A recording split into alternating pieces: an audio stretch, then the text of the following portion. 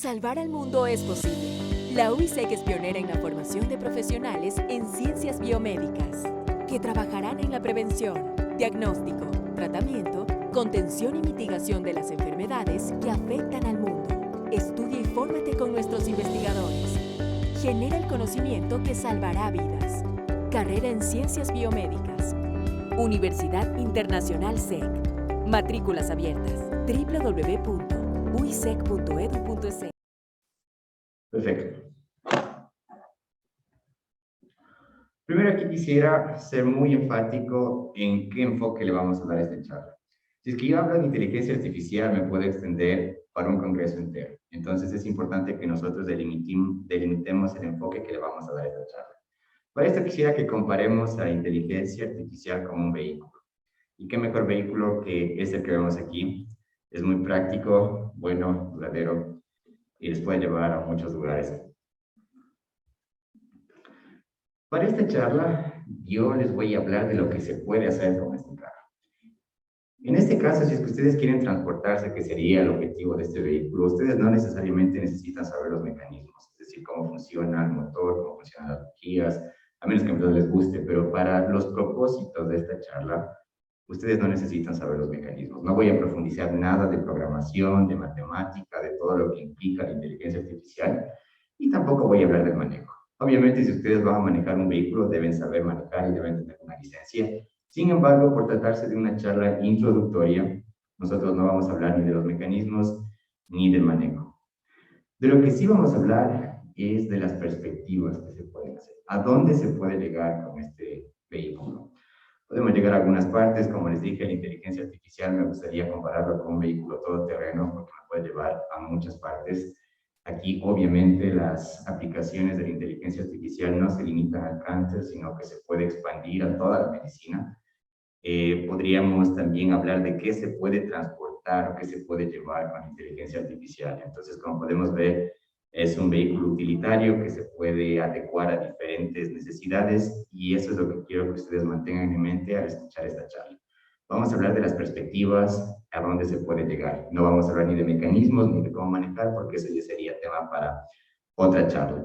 Aparte, tomando en cuenta la temática de este congreso, que es oncología molecular, nosotros vamos a, obviamente, enfocarnos más en la parte del cáncer. Todas estas charlas han sido tomadas de papers, de reviews. Esta es una charla de revisión. Al momento nosotros estamos implementando e impulsando la inteligencia artificial en nuestro departamento de medicina de precisión. Esto es algo que nosotros vamos a estrenar el otro año, por enero, febrero más o menos, así que de igual forma, las personas que nos escuchan y están interesadas en participar en algunos de nuestros proyectos que ya iremos publicando en la página web, bienvenidos a escribirnos. Los contenidos de esta charla se dividen en dos partes principales. Primero, voy a hablar acerca de la inteligencia artificial en general. Voy a dar una introducción y voy a conversar brevemente de las aplicaciones. Después nosotros vamos a ir al núcleo central de esta charla, que es la inteligencia artificial y el cáncer. Nosotros vamos a ver brevemente sus aplicaciones en la investigación, en el diagnóstico y la terapia.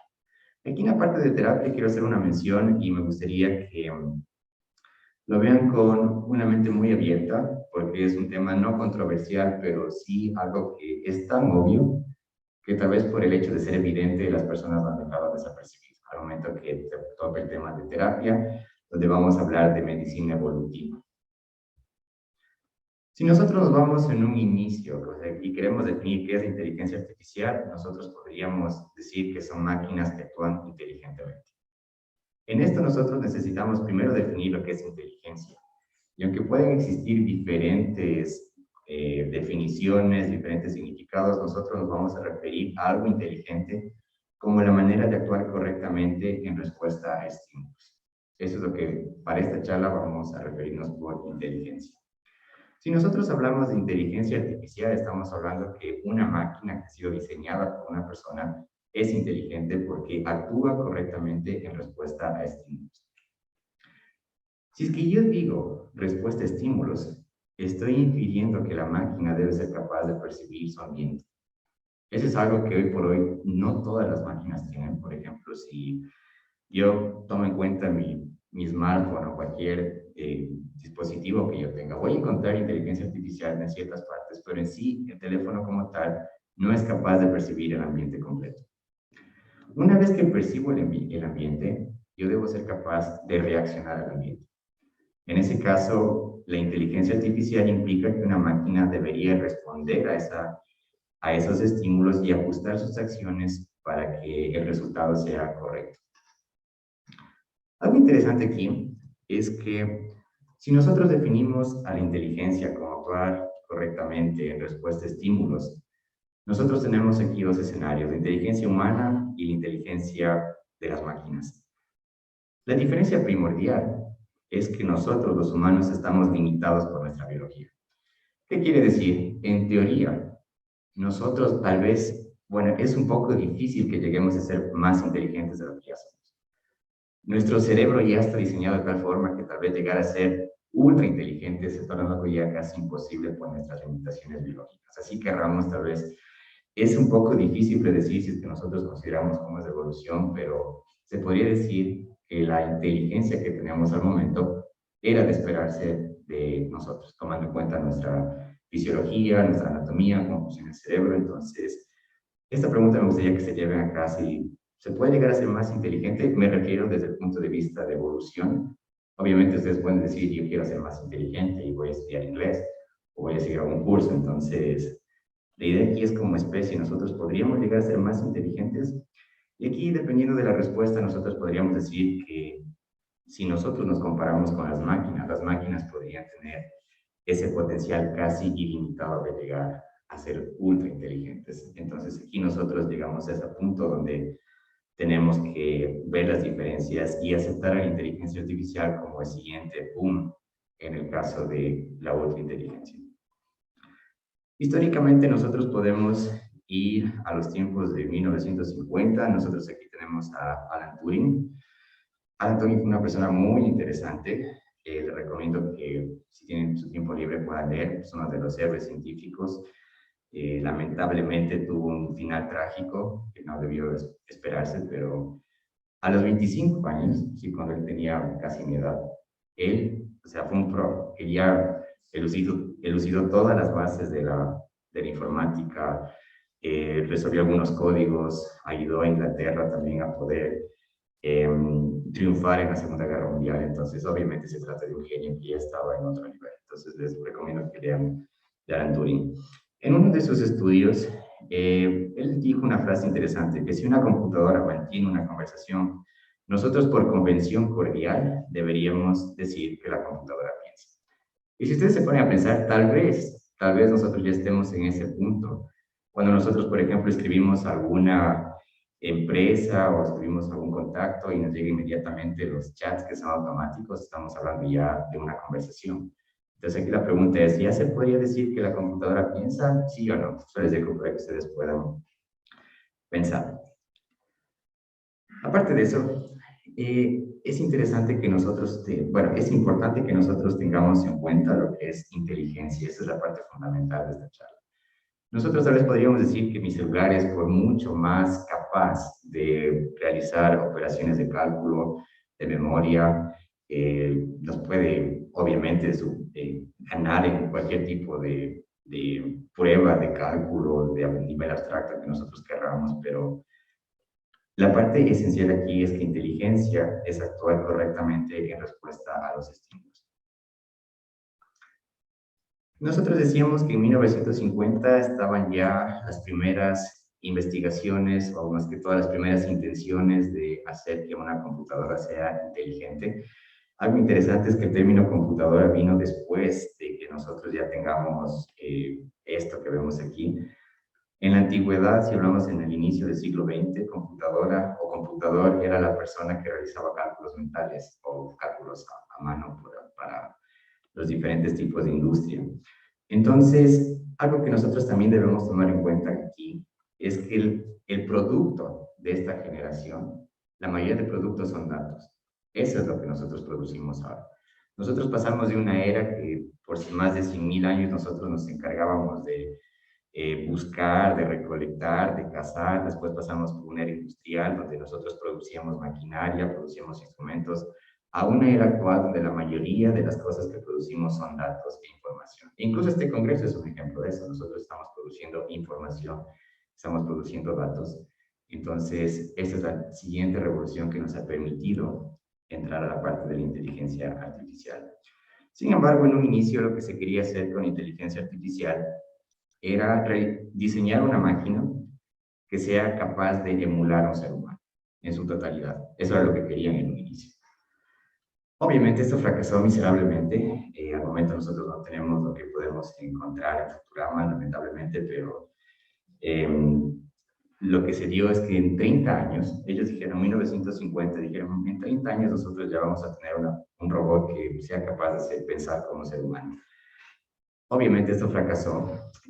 Fueron años muy difíciles para toda la parte de la inteligencia artificial, por lo que todo el campo se fragmentó. Y distintos grupos de investigadores se dedicaron a diferentes áreas que consideraban importantes en la inteligencia artificial.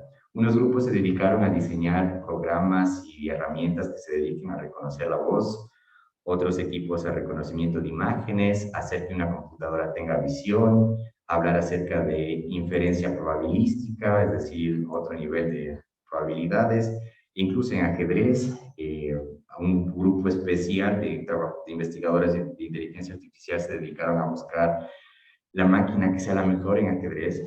También personas buscaban que la inteligencia artificial optimice el transporte, optimice la industria en general, y obviamente un grupo se dedicó a la medicina, a ver qué se puede hacer con inteligencia artificial para mejorar este campo. Algo que es importante señalar es que avances en neurociencia junto con Internet, o sea, el hecho de que ya tenemos Internet, ha permitido esta evolución y esta revolución de la inteligencia artificial.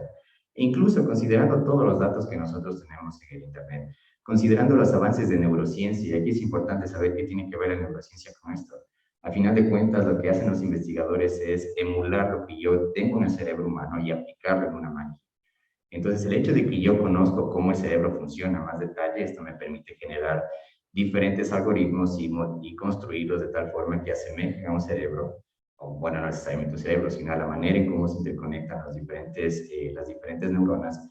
Y de esta manera incluso nosotros podríamos decir que la inteligencia artificial podría evolucionar por su propia cuenta. O sea, ¿se dan cuenta de la magnitud de esto? El hecho de que yo tenga tantos datos, el hecho de que yo tenga ya algoritmos que trabajan en esto, porque inteligencia artificial ya hay, trabaja con nosotros todos los días. Esto implica que la inteligencia artificial puede evolucionar por sí misma. Es un concepto muy interesante y les recomiendo también que puedan leer, o si de hecho, perdón que haga tantas referencias a Futurama aquí, pero Futurama es un capítulo muy interesante de robots que evolucionan y me parece muy apropiado que lo puedan ver.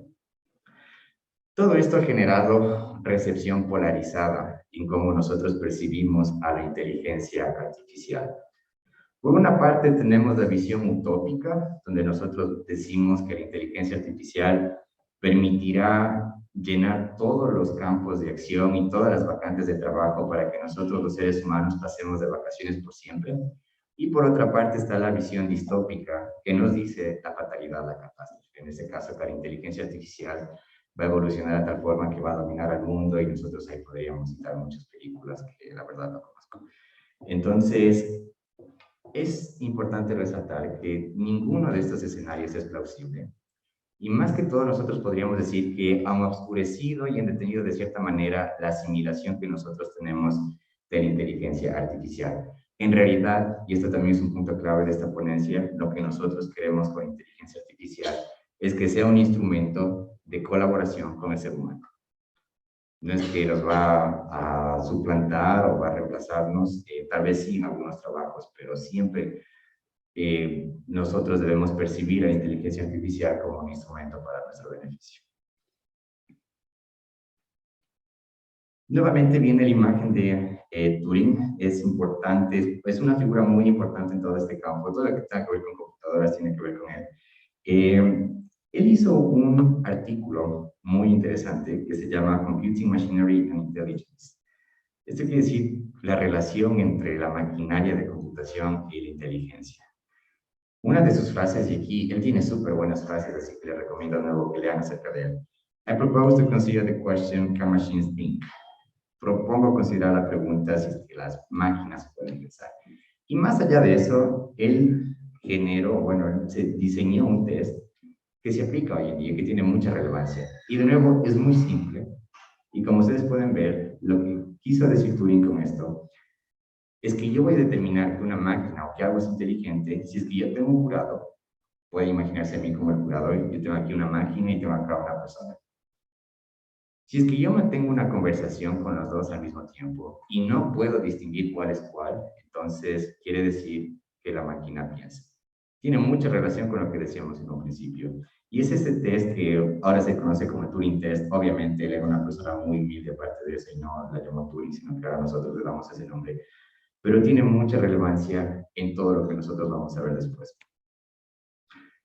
Esta es una reseña de cómo evolucionó este campo. Nosotros tenemos que en 1956 en Dartmouth College se reunieron un grupo de científicos y las personas más nerds que se podría llamar, no encontré ese adjetivo, perdón. Fueron personas que estaban, no recuerdo los nombres, pero sí me gustaría resaltar a John Nash. ¿Han escuchado de John Nash? ¿Han visto esa película, Una mente brillante? Es interesante, fue a base relativamente de la vida de él. Ese man era otro pro. O sea, si yo decía que Turing era un pro, John Nash es otro nivel, porque era otro tipo de cerebro. Entonces él junto con otro grupo de científicos se reunieron en un verano de 1956 con la idea de avanzar este campo de la inteligencia artificial. Se suponía que iba a ser algo relativamente fácil, después de todo teníamos las mentes más brillantes y según ellos solo necesitaban un verano, es decir, unos 3 meses como una pasantía, en la que ellos iban a hacer dos cosas principales. Avanzar el campo en todo lo que nosotros vimos, generar una máquina que ya sea lo suficientemente autónoma para poder decir que es inteligente hasta cierto punto.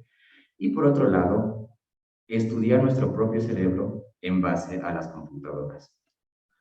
Obviamente esto fracasó miserablemente nuevamente y no lograron conseguir estos objetivos.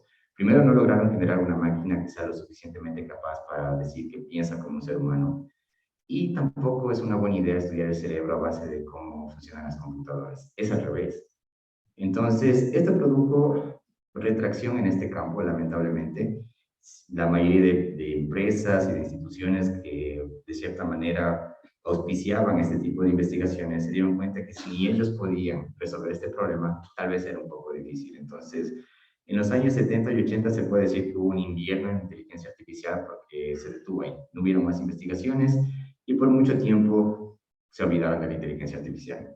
Sin embargo, en 1990 nosotros encontramos un resurgimiento hasta ahora, que hoy en día nuevamente nosotros escuchamos constantemente lo de inteligencia artificial. Este resurgimiento se da por dos causas principales.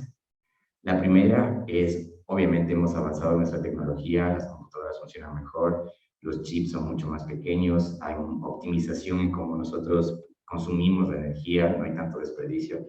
Y por otra parte, en estos años empezó a haber Internet, el acceso a Internet mundial.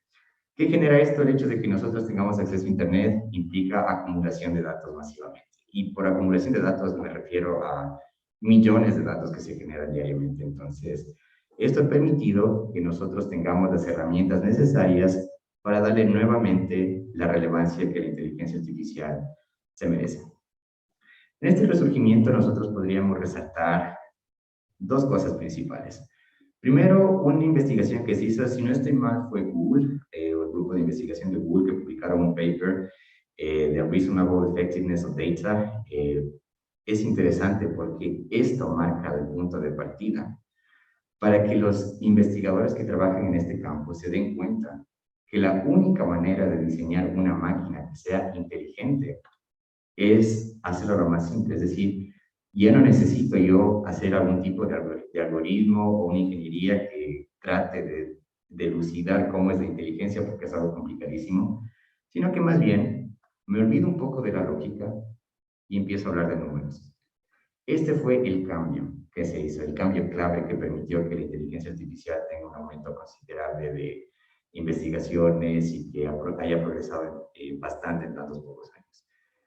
Estadística versus lógica. Nosotros cambiamos ahora el enfoque y ahora los investigadores, en vez de buscar un algoritmo que sea de inteligencia, porque eso es lo que hacen las máquinas, yo le programo de un algoritmo, le digo a mi máquina qué es lo que tiene que hacer. Y si es que yo quiero generar una máquina que sea inteligente, en teoría yo necesito un algoritmo que defina la inteligencia, que tenga esa instrucción, pero es imposible. Entonces lo que hicieron fue este cambio para hablar de estadística, es decir, todo lo que se va a hacer ahora en función de las máquinas es análisis de datos. Nosotros aquí tenemos un ejemplo, por ejemplo es el autocorrector. Este es un ejemplo de inteligencia artificial que nosotros vemos todos los días, que a veces nos sirve, a veces no, y esa es la idea de esto, que cada vez se va complementando. Es imposible que un ingeniero, bueno, un grupo de ingenieros o un equipo de investigadores pueda incluir en un algoritmo todas las instrucciones de cómo funciona el lenguaje. Es imposible, es demasiado extenso.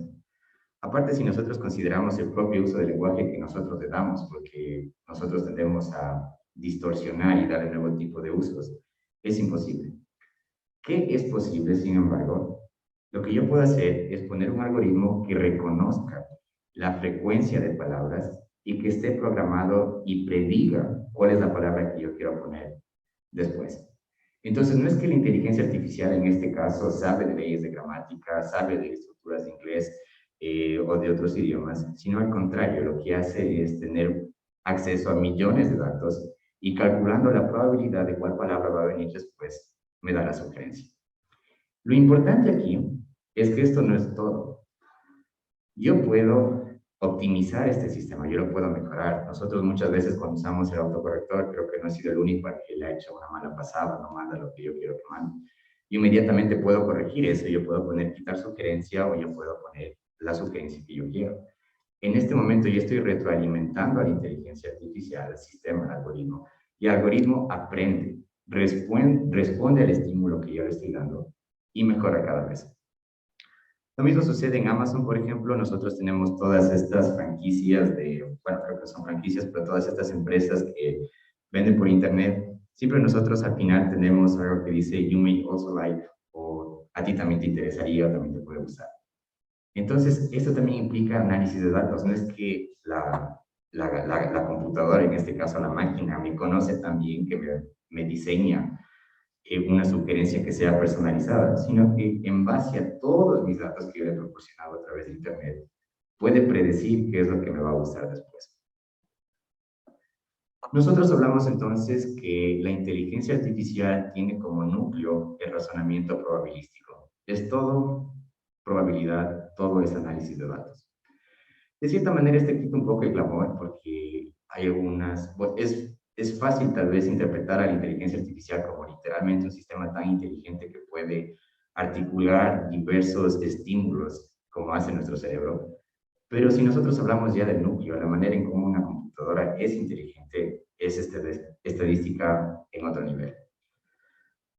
De cierta manera, la computadora entiende nuestro lenguaje y de nuevo esto se da por probabilidad. No es que tenemos un algoritmo que sabe de lenguaje, sino simplemente un estudio de probabilidad donde yo tengo una palabra que es probable porque millones de personas han utilizado esa palabra después.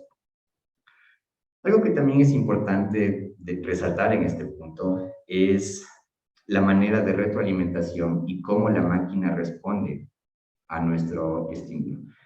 En este caso, por ejemplo, si nosotros tomamos en cuenta el spam, se dice que en el 2008 el 90% de todos los mensajes electrónicos eran spam, el 90% de todo.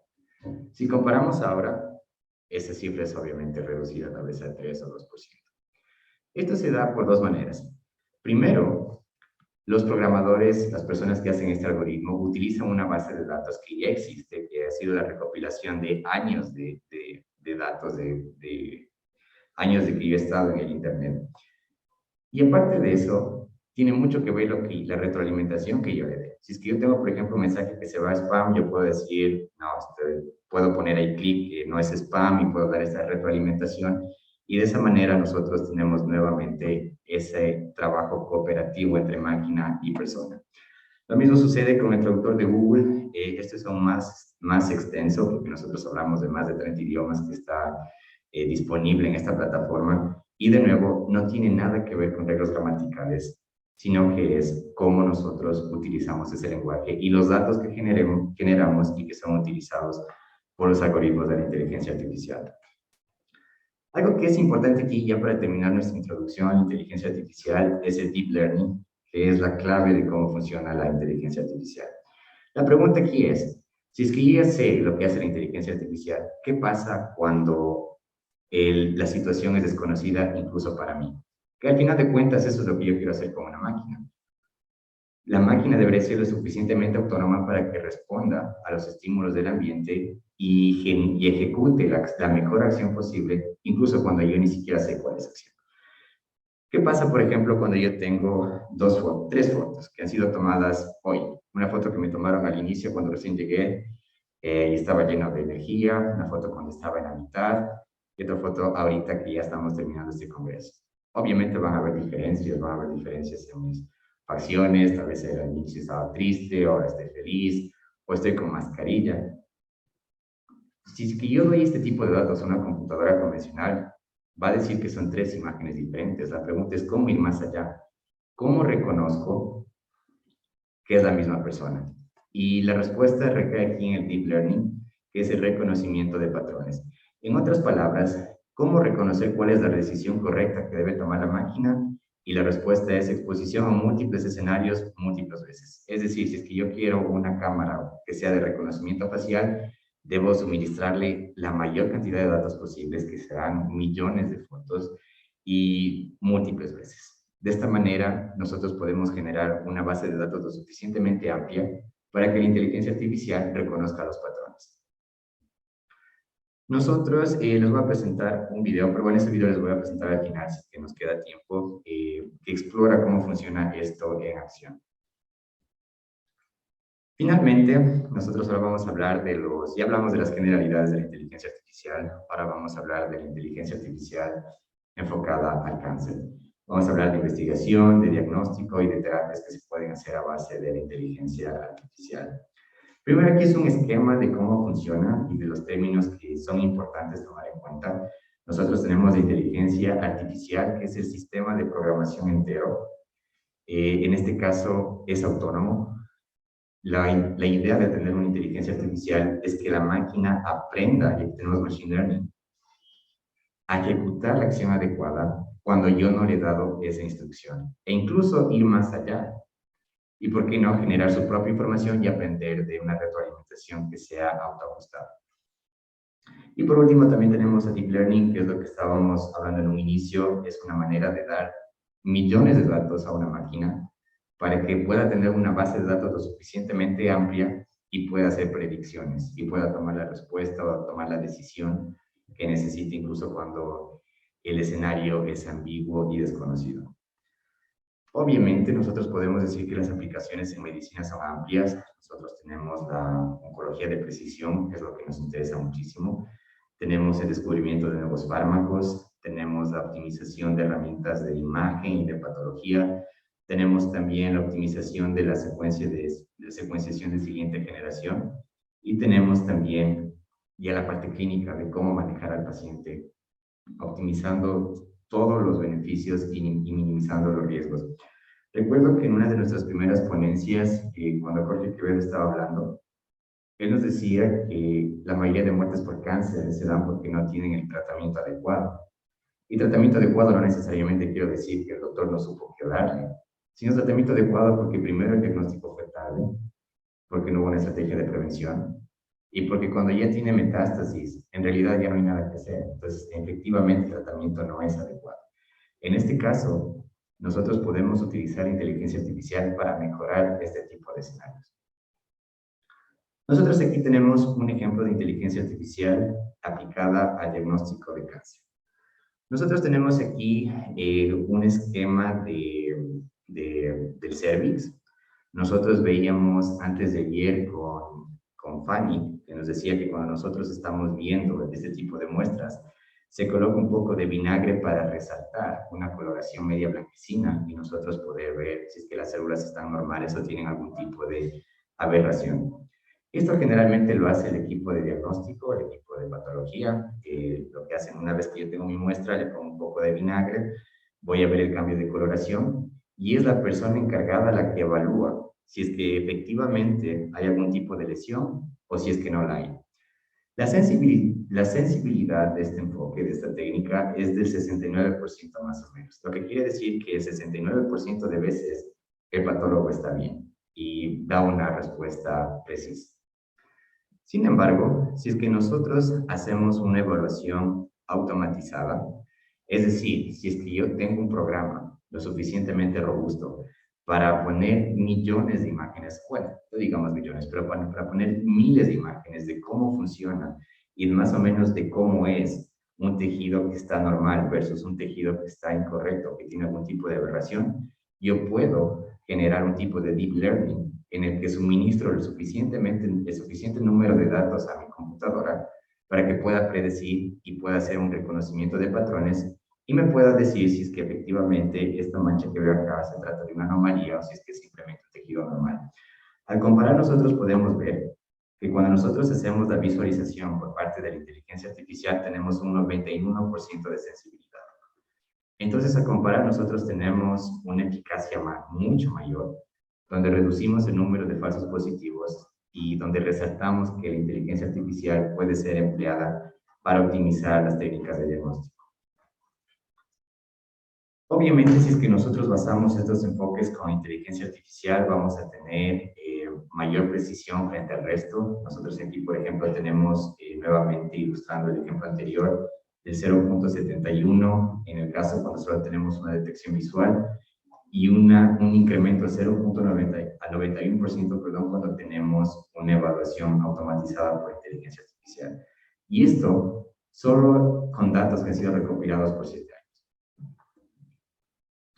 Nosotros podemos hacer más cosas. Aquí nosotros tenemos, por ejemplo, el análisis de este tipo de muestras que yo tengo de que vienen del laboratorio. Yo también puedo emplear, por ejemplo, con estudios que vienen de resonancias magnéticas. Esto es muy importante, por ejemplo, en el cáncer de próstata. El cáncer de próstata, una vez que yo tengo una tomografía, me puede dar diferentes imágenes, pero muchas veces es difícil poder ver qué es lo que pasa. Entonces, nosotros podemos emplear este tipo de técnicas incluso en las que ya tenemos como la resonancia magnética o cualquier otro tipo de instrumento de imagenología. Más allá del diagnóstico, nosotros podemos caracterizar la genómica de tumores, y esto es muy interesante, tal vez más relevante en mi campo de estudio. Nosotros hablamos que todo lo que es cáncer se trata de la interconexión de diferentes proteínas y la destrucción de vías de señalización. Entonces, es cuando un sistema complejo se daña y empieza una reacción en cadena donde voy dañando más genes, voy dañando más proteínas y al final yo tengo una célula que es cancerosa. En este caso, nosotros podríamos utilizar la inteligencia artificial para hacer modelos predictivos y ver cómo funcionan estas proteínas en acción. Aquí nosotros tenemos una que es muy importante, que es RAS. La señalización de RAS es una de las más importantes en el cáncer, está mutado casi en el 30% de los cánceres, y lo que es más importante aquí es que cuando yo tengo una mutación de RAS, el cáncer es súper agresivo y es difícil tratar. Entonces es un marcador incluso pronóstico que me dice que si RAS está activado, entonces va a ser un poco difícil tratar ese cáncer. Lo malo de RAS es que no es como otras proteínas que son simplemente unos receptores en la membrana, donde es relativamente fácil purificarlos. RAS se esconde detrás de la membrana. Entonces, lo que se puede hacer con inteligencia artificial es predecir cómo funciona RAS y hacer un modelo predictivo, y es lo que han hecho aquí, por ejemplo, algunos investigadores en Estados Unidos que recopilan bastantes datos de diferentes estudios acerca de RAS y hacen un modelo de cómo interactúa con la membrana lipídica, y en base a eso yo puedo predecir qué tipo de tratamiento o fármaco yo necesito. La inteligencia artificial en oncología es aplicada en diferentes campos. Nosotros tenemos en la radiología del cáncer principalmente, tenemos en el área de patología, tenemos en gastroenterología, en oncología clínica, en ginecología, y dentro de este grupo nosotros tenemos que ha sido aplicado mayoritariamente en cáncer de mama, en cáncer de pulmón, en cáncer de próstata y después en otros cánceres. La pregunta aquí es por qué principalmente el cáncer de mama, y obviamente como nos explicaba Damaris, primero es importantísimo y la incidencia es alta, entonces obviamente nosotros necesitamos enfocar todos nuestros recursos para mejorar las estrategias que tenemos contra estos tipos de cánceres. Esta es una recopilación de datos de hospitales y clínicas que ya han sido autorizadas para trabajar con inteligencia artificial. Y nosotros aquí tenemos algunos. Por ejemplo, esta es una lista que se queda de una revisión donde tenemos alrededor de 71 máquinas, y esto incluye programas de software, incluye máquinas como tal, que son utilizadas en la clínica para optimizar la detección de tumores, optimizar la elaboración de un tratamiento. Y nosotros aquí, por ejemplo, podríamos recetar a Transpara. Como podemos ver, es un software que nos ayuda a identificar aberraciones en ese tipo de escáner. Nosotros también podríamos aplicar la inteligencia artificial en el seguimiento del cáncer, y esto también es importante. La inteligencia artificial nos brinda un puente para traer, en este caso, digamos, yo tengo dos partes del mundo. Una que tiene una clínica excelente de primer nivel, y tengo por otro lado una clínica que a duras penas tiene una maquinaria insuficiente. Lo que me permite hacer la inteligencia artificial es traer todo lo que nosotros tenemos, estandarizar lo que tenemos en los hospitales de primer nivel y traerlo a hospitales que tienen recursos limitados. A final de cuentas, lo que nosotros estamos utilizando es un software, entonces es más fácil hacer este tipo de estandarización. Lo que nosotros podríamos hacer con esto también es que si yo ya tengo un diagnóstico de cáncer, esto me permite evaluar qué tipo de tratamiento va a tener, y de esta manera, por ejemplo, los individuos que son recién diagnosticados con algún tipo de cáncer pueden incluso ya ser considerados para un ensayo clínico que puede ser de su beneficio. Ahora nosotros vamos a hablar acerca de los tratamientos para finalizar esta charla. Y aquí nosotros vamos a hablar de tratamientos antievolutivos contra el cáncer refractario. Hay dos palabras importantes aquí, evolutivo y refractario. Evolutivo, nosotros nos vamos a referir a la evolución darwiniana, que es la evolución que hablamos a nivel de especies, de poblaciones, cuando tengo un número grande. Y cáncer refractario se refiere al cáncer que es resistente a la terapia. En este caso, nosotros con inteligencia artificial podemos optimizar nuevamente lo que ya tenemos para mejorar el resultado del paciente. Aquí nosotros tenemos un caso, tal vez pueda resultar familiar, si les resulta familiar, si tienen súper buen gusto.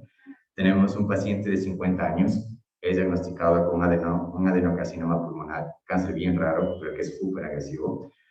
Esta persona no tenía historia de tabaquismo, no se sabe por qué le dio cáncer, pero todo su equipo médico, toda la clínica le recomienda que debe seguir una ronda de quimioterapia para que el tumor se haga más pequeño, después cirugía y después radioterapia. Bueno, el orden a veces puede cambiar.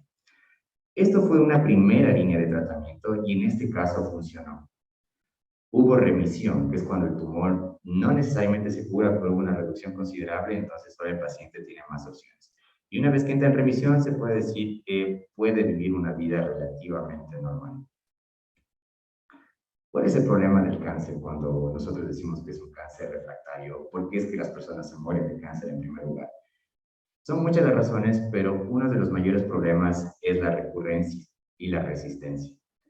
En el caso WW, nosotros tenemos que 2 años después, a pesar de haber seguido toda la ronda de tratamiento, existe la recurrencia porque el tumor vuelve. Obviamente, una vez que el tumor vuelve, la persona sigue una segunda línea de tratamiento que generalmente involucran fármacos similares, pero lamentablemente hubo una falta de respuesta. Esto quiere decir cáncer refractario. No hubo una respuesta a la quimioterapia, el cáncer se vuelve súper agresivo, más que antes, y no toma ni 2 meses para producir la muerte en la persona, lamentablemente.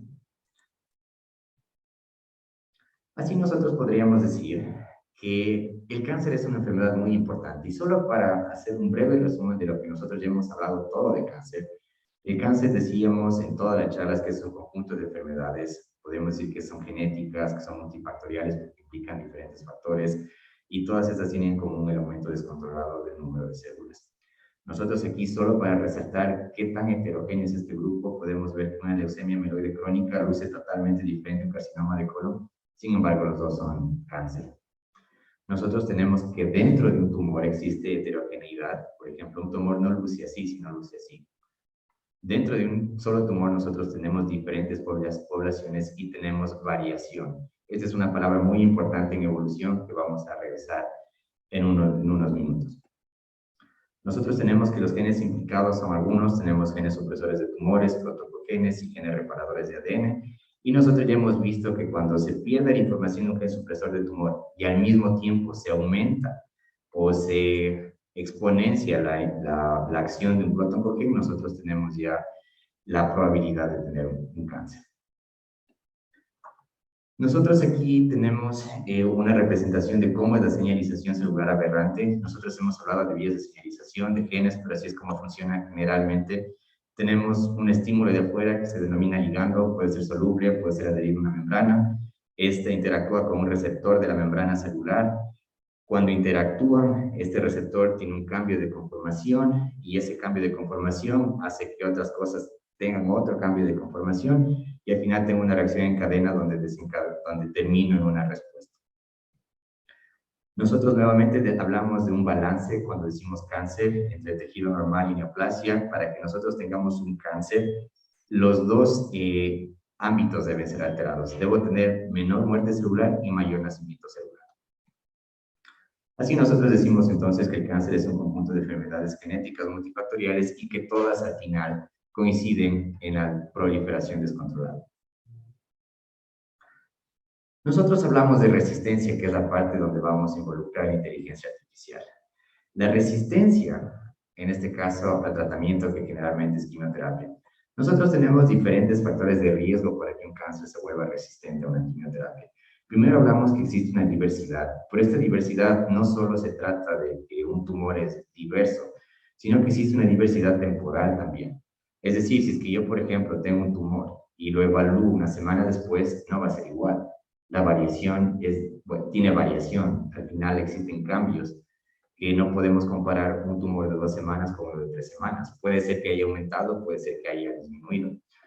Al mismo tiempo, nosotros cuando administramos algún tipo de quimioterapia, ejercemos una presión selectiva, donde eliminamos a todas las variantes que son en este caso susceptibles, pero al mismo tiempo mantenemos a las que son resistentes. Nosotros hablamos que para que un tumor se vuelva resistente necesita una mutación de resistencia. En este caso existe un poco de controversia aquí porque si nosotros tomamos en cuenta una célula, la célula tiene información en su genoma de todo. Tenemos información xenobiótica celular, que en otras palabras lo que me dice es que la célula desde ya tiene su genoma información para todo. Y esto obviamente implica que el cáncer, si es que yo ejerzo una presión selectiva lo suficientemente robusta, en algún punto va a reactivar ciertos genes que le van a conferir resistencia. ¿Qué hacer en este caso? ¿Qué hacer cuando yo tengo algún factor de riesgo? Lo primero que yo tengo son estrategias. Entonces, primero, yo necesito alterar la actitud de una población dominante frente a otras. ¿Esto qué quiere decir? Si es que yo tengo un cáncer y veo que está respondiendo bien a una quimioterapia, yo siempre debo tomar en cuenta que va a existir una subpoblación que va a tener algún tipo de resistencia. Al mismo tiempo, nosotros hablamos que la evolución es un proceso dinámico. En este caso, las células, si es que tienen exposición a una quimioterapia, van a evolucionar a cierto punto porque son vida. Y aparte, lo que nosotros podríamos explotar aquí o tomar ventaja es que el cáncer no puede predecir. El cáncer no sabe qué tipo de quimioterapia le voy a dar, pero nosotros sí.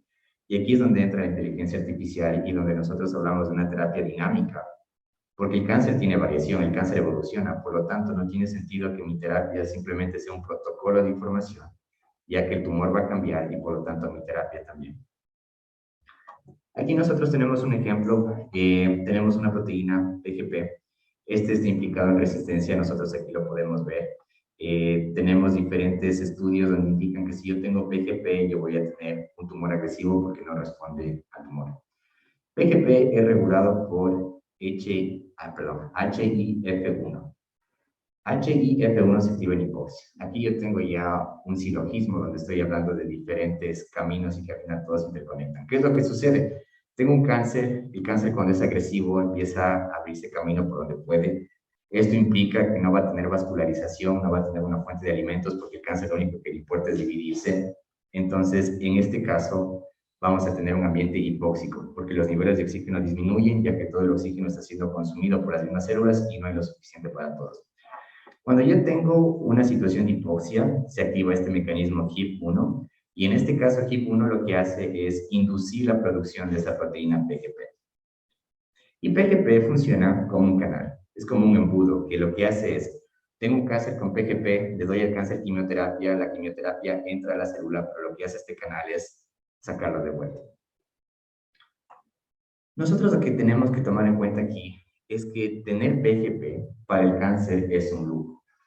Solo se requiere un 50% de ATP. Es decir, para que el cáncer pueda tener este tipo de mecanismo, esta válvula que pueda sacar a la quimioterapia, necesita suministrar la mitad de su energía total. Por eso es común encontrar esta producción de PGP una vez que el tumor ha sido expuesto a terapia, porque si es que yo tengo un tumor que no le estoy ejerciendo ninguna presión selectiva, es decir, que no tengo nada que le esté molestando, no necesita generar PGP. Lo que yo puedo hacer con inteligencia artificial es una terapia adaptativa. Y aquí es algo tan simple que es lo que les decía en un inicio, es tan simple, es tan obvio que tal vez por eso no ha sido tanto tomado en cuenta como se debería. Tomen ustedes en cuenta algo. De todos los papers que se han publicado acerca de fármacos y tratamientos que salen al mercado, solo 1% de todos en el mundo han tomado en consideración a la evolución del tumor. Solo 1%. Volviendo al tema de la terapia adaptativa, lo que yo puedo hacer es cambiar las dosis. Solo yo cambiar las dosis en cómo administro la quimioterapia, yo puedo tener un efecto profundo. Aquí nosotros tenemos en este gráfico dos poblaciones de células. Tenemos células sensibles a una quimioterapia y tenemos células resistentes. Lo que generalmente nos dicta la lógica es que si yo tengo un tumor, para reducir la probabilidad de que ese tumor adquiera resistencia, yo debo reducir el mayor número posible de células cancerosas. ¿Qué es lo que hacemos? Administramos la quimioterapia en las mayores dosis posibles para que se elimine todo el registro del tumor. Lamentablemente lo que sucede, como ustedes pueden ver en este gráfico, dentro de la variación del tumor, si es que la quimioterapia elimina las células sensibles, yo estoy dando paso a que las células resistentes empiecen a aumentar. Y eso básicamente es el mecanismo esencial de los cánceres refractarios. Esto es porque vuelven después más agresivos. Entonces aquí ustedes, por ejemplo, tienen las células rosadas, la quimioterapia fue efectiva contra las células rosadas, pero ¿qué es lo que pasa después? Las células verdes ya no tienen competencia, porque esto se compara a un ecosistema, y pueden aumentar en número. ¿Y qué pasa después? Esto puede tomar años, esto puede ser una célula troncal, ustedes ya vieron con Gabriel el potencial de las células troncales. Si es que esta es una célula troncal, estoy en problemas, porque incluso me puede dar mayor diversidad. Y estas son las células troncales, junto con las mutaciones que se acumulan, las que van alimentando esta variación y las que aumentan la probabilidad de que mi cáncer sea refractario. Lo que implica la terapia adaptativa es no dar una dosis máxima, sino la mínima. Lo que hace la terapia adaptativa es, doy la mínima dosis de quimioterapia para que se reduzcan estas células rosadas, espero cierto tiempo para que las células verdes empiecen otra vez a multiplicarse y suspendo la quimioterapia y doy otro tipo de fármaco. Lo que quiero hacer aquí, en otras palabras, es que el cáncer las poblaciones de cáncer empiecen a pelearse consigo mismas por recursos. Esa es una terapia evolutiva. No estoy cambiando nada, no estoy haciendo un anticuerpo nuevo, no estoy gastando miles de dólares en hacer un nuevo fármaco que altere un tipo de vía de señalización específica. Lo que estoy haciendo es cambiar un sistema fijo de terapia por uno más dinámico, que evolucione junto con evoluciona el cáncer. Existen también otras estrategias que se pueden utilizar con inteligencia artificial. Nosotros aquí tenemos este de acá que no voy ni siquiera a intentar pronunciar, pero básicamente lo que se trata es cansar estas bombas. Decíamos en un inicio que tener PGP era un lujo porque consumen demasiada energía. Entonces lo que yo puedo hacer es doy un fármaco falso, hago que PGP trabaje todo el tiempo y una vez que esté exhausto, inmediatamente administro el fármaco de la quimioterapia de verdad y de esta manera la célula va a estar demasiado cansada ya sin energía, así que no van a funcionar los PGP y la quimioterapia va a entrar. De nuevo, no estoy haciendo nada diferente. Bueno, sí estoy haciendo algo diferente, pero no estoy gastando millones de dólares en recursos tratando de generar un nuevo anticuerpo, un nuevo tipo de célula recombinante, nada. Simplemente estoy optimizando la cantidad y la dosis utilizando inteligencia artificial. Y les voy a explicar cuándo entra la inteligencia artificial. Por último, nosotros tenemos una estrategia que se llama Double Bind. Este es súper interesante, porque aquí nosotros estamos combinando la inteligencia artificial con las otras estrategias de vanguardia que se puede utilizar en una terapia. Yo tengo un cáncer de ovario. Dentro de mi cáncer de ovario yo tengo poblaciones celulares donde unas son P53 positivo y otras son P53 negativo. Nosotros ya hemos visto P53 algunas veces y de hecho las que nos siguieron en el primer día lamentablemente se me fue en internet, pero ya vamos a subir la clase en estos días. Pero P53 juega un rol fundamental en la respuesta a tumores. P53, cuando existe, le ayuda a la célula a que pueda resistir a la quimioterapia. Y eso es lo que yo decía en una parte de mi charla. P53 es bueno, pero si es que yo tengo un tumor que tiene P53, P53 le ayuda a ese tumor a resistir. Entonces, en ese caso ya no es bueno, sino que es todo lo contrario, necesito eliminar a P53. Lo que se hizo en un estudio es, tengo un tumor, se ejerció una inmunoterapia contra P53, o sea, contra los tumores que son positivos para P53. Se hizo una vacuna contra P53 a base de células dendríticas. Se puso ahí el antígeno, se diseñó la suficiente carga de células dendríticas y de células T también para que puedan atacar a todas las células que son positivas para P53. En este caso, lo que yo voy a tener, por otra parte, voy a disminuir a todos los que tienen P53, pero los que no tienen P53 van a estar ahí. Inmediatamente después, aplico una dosis de quimioterapia y como las células cancerosas ya no tienen P53, van a ser mucho más sensibles a la quimioterapia y en este caso va a surtir efecto. En este caso yo tengo una maximización del 35% de la respuesta a la quimioterapia inicial. A ese nivel llegamos solo con aplicar diferentes dosis. La parte esencial aquí, o la pregunta es, ¿cómo sé la dosis? En este caso nosotros hablábamos, por ejemplo, de esta parte de acá, del PGP, nosotros decíamos que una estrategia sería tener una terapia adaptativa, pero la pregunta es, ¿cómo sé cuándo cambiar de fármaco? ¿Cómo puedo predecir cómo va a evolucionar el tumor? Porque en este caso, ya yo puedo ver en este esquema las células verdes, pero si ya tengo un cáncer, yo no sé cuáles son esas células verdes. No sé cuáles son las que tienen el potencial de convertirse en resistentes. Aquí es donde entra la inteligencia artificial. Nosotros recopilamos datos de diferentes clínicas, de diferentes hospitales, y nosotros tenemos un algoritmo que sea lo suficientemente fuerte que nos permita predecir. Entonces, en este caso, yo voy retroalimentando al mismo tiempo al algoritmo de inteligencia artificial con los datos del mismo paciente que me van a decir cuál sería el próximo fenotipo tumoral. Y en este caso, yo puedo anticipar un fármaco o una estrategia terapéutica. Lo mismo sucede con esto. Decíamos que otra estrategia es cansar este tipo de válvulas, este tipo de proteínas. La pregunta es, ¿cómo sé cuál es la dosis?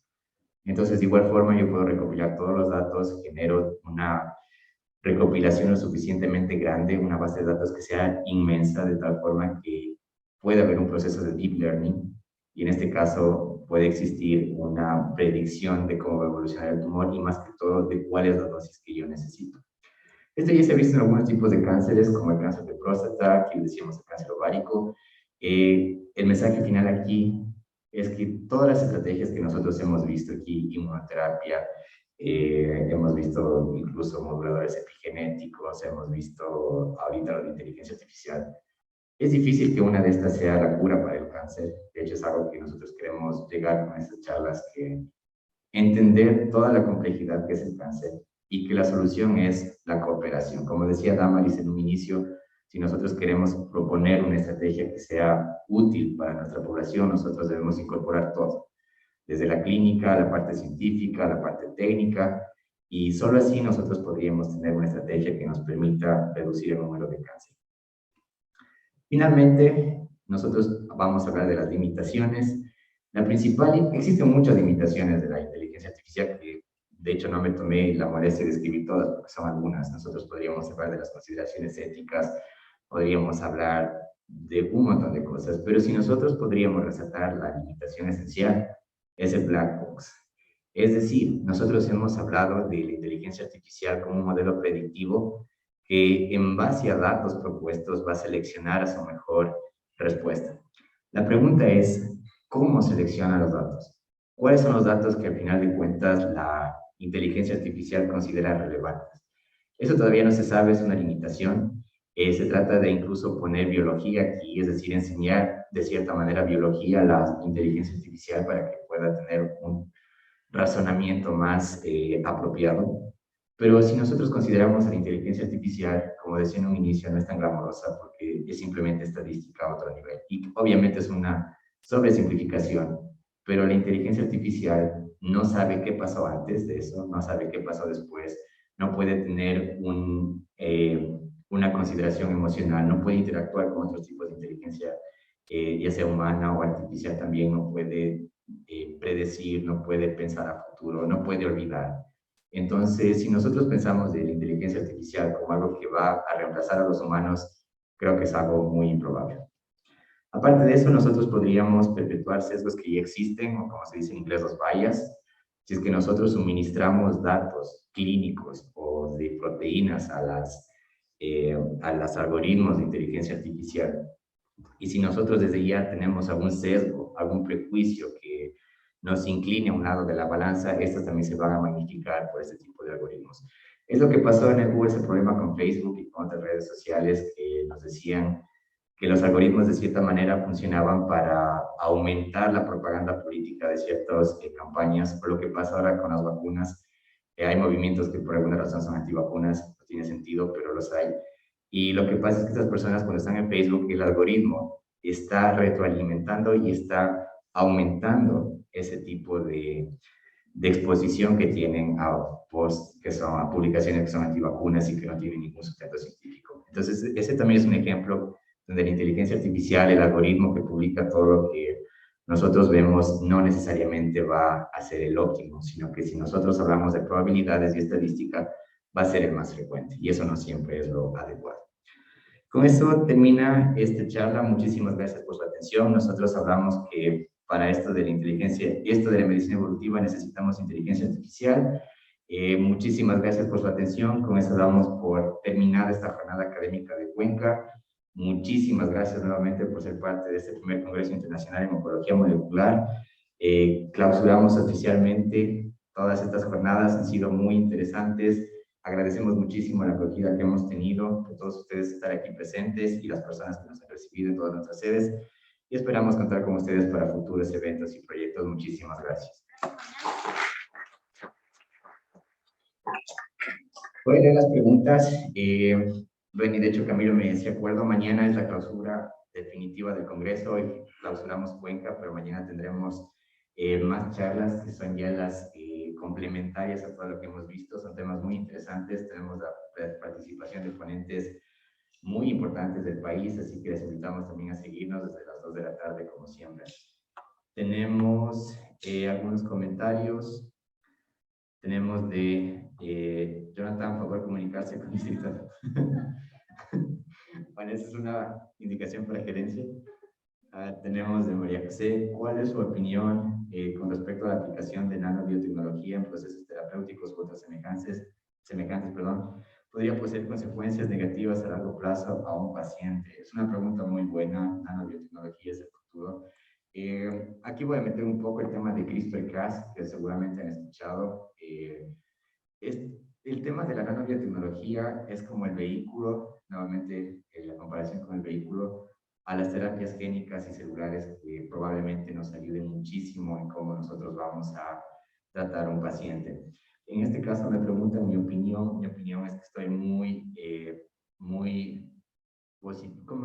positivo al respecto. Me interesa muchísimo el campo. Tenemos también unas charlas de CRISPR-Cas que están en nuestra página, bueno, está en la página web, pero está en nuestras redes sociales, en Facebook, en YouTube. Si desean pueden acceder. Tuvimos una charla de microbiología donde hablábamos justamente de nanobiotecnología con Jorge, un ponente desde México. Saludos, Jorge, si es que nos estás viendo. Donde hablábamos más de la nanobiotecnología. Acerca de las consecuencias negativas, sí podrían haber consecuencias negativas si es que no sabemos cómo usar, como todo. Cuando hablamos de terapias génicas, principalmente hablamos de que se puede meter el gen donde no debería y después tenemos un cáncer. O si hablamos de la nanobiotecnología como general, nosotros, desde mi formación de inmunología, podría decir que una limitación sería que el sistema inmune reaccione con el vehículo en lugar de generar una respuesta inmune contra el patógeno que yo quiero o el cáncer que yo quiero. Entonces, es un tema muy interesante y muy amplio. En ese caso, respondiendo a la pregunta, estoy muy interesado en ese tema también y si desean conocer más acerca de CRISPR-Cas y de biotecnología, pueden entrar a nuestra página de Facebook. Tengo un comentario de Lidia. Lidia Pascual les saluda. Muchas gracias, Lidia. Lidia ha sido mi mentora en algunos aspectos. De hecho, Lidia vendría a ser como literalmente mi mentora. Entonces, muchísimas gracias, Lidia, por estar aquí presente. Les mando saludos también a ustedes. ¿Y tenemos alguna pregunta de la audiencia? ¿No? Bueno, muchísimas gracias por su participación. Nos veremos mañana a las 2 de la tarde. Gracias con todos de nuevo y ya estaremos conversando. Muchísimas gracias. Perdón, tengo otra pregunta de abogados. Eduardo, excelente ponencia. Mi pregunta es la siguiente. ¿En qué momento y cómo P53 se torna en algo favorable para el cáncer? Eso yo les voy a explicar más en la charla que voy a subir en la grabada de P53. Son muchos los mecanismos. Cuando P53 muta, actúa como un prión. Y esto es algo que me interesaba muchísimo porque a pesar de ser un gen supresor de tumores, actúa al mismo tiempo como un prión y parece un oncogen. Entonces es bien raro esa parte. Y le favorece al tumor de distintas maneras. Primero, brindándole sostenimiento a la integridad genética y genómica. Es decir, cuando yo induzco una quimioterapia, lo que hace la quimioterapia es hacer pedazos al ADN, porque por más que sea cáncer, si es que tiene el ADN fragmentado, no va a poder dividirse. Pero lo que hace P53 es mantener la integridad genética y genómica. Es decir, le da tiempo al cáncer para que lo repare o simplemente hace que se divida de todas maneras, y ahí está el problema. Entonces, cuando una célula tiene el ADN fragmentado, lo que tiene la instrucción desde ya de ser apoptosis, que yo les hablaba el otro día. Pero, si es que no tengo a P53 que dé esa instrucción, el cáncer tiene libre albedrío para que pueda seguirse dividiendo. Esa es una de las razones, sin embargo, son algunas. P53 también puede comprometer la reacción con la respuesta inmune, eso también se ha visto. La respuesta inmune es capaz de detectar un cáncer y cuando lo detecta lo puede eliminar, pero P53 le ayuda al cáncer a que pase desapercibido o a que tolere esa respuesta inmune. Entonces son muchísimas, también le facilita tener mayor, que pueda sobrevivir a niveles bajos de metabolitos, es decir, el cáncer cuando crece no tiene mucha comida, muchos nutrientes, pero a final de cuentas P53 le permite tener esa libertad de seguirse dividiendo, aun cuando las situaciones son muy extremas. Eso, mi estimado Eduardo, gracias por seguirnos, con todos ustedes muchísimas gracias y nos estaremos viendo mañana.